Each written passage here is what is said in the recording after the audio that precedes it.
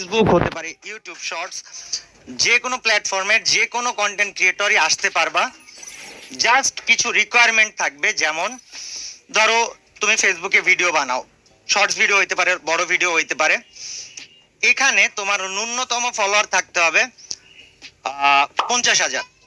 কিন্তু শুধু 50,000 ফলোয়ার থাকলেই হবে না। অনেক সময় কি হয়, 50,000 ফলোয়ার আছে মানুষের, সেই মানুষটা এসে মানে ডেড পেজ বা ডেড চ্যানেল নিয়ে আসছে, জাস্ট 50,000 ফলোয়ার আছে, নিয়মিত ভিডিও নাই, কিছু নাই। সো কেজি ক্রিয়েটরসে আসতে হইলে যে কোনো প্লেয়ারকে, মানে যে কোনো ক্রিয়েটরকে, হতে পারে সেটা ইনস্টাগ্রাম, হতে পারে টিকটক, হতে পারে ফেসবুক, হতে পারে ইউটিউব, 50,000 সাবস্ক্রাইবার্স বা 50,000 ফলোয়ার্স থাকতে হবে এবং নিয়মিত ভিডিও আপলোডের রেকর্ড থাকতে হবে। অর্থাৎ আমি তোমার বিগত এক মাসের কন্টেন্ট দেখবো, বা তোমার পেজে ঢুকে বিগত এক মাসে তুমি কি কি করেছো চেক করবো, এবং প্রতিদিন একটা ভিডিও, দুইটা ভিডিও, পাঁচটা ভিডিও, ডাজেন্ট ম্যাটার, প্রতিদিন অন্তত পক্ষে একটা করে ভিডিও আপলোডের হিস্ট্রি থাকতে হবে।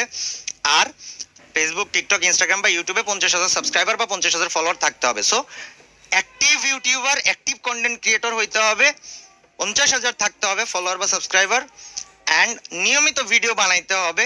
ভিডিওগুলা কোয়ালিটিফুল ভিডিও হইতে হবে, তাহলে তুমি কেজি ক্রিয়েটরসে আসতে পারবে। এবং কেজি ক্রিয়েটরসে আসলে তুমি কি কি সুবিধা পাবা, সবচেয়ে বড় কথা হচ্ছে কেজি ক্রিয়েটরসটা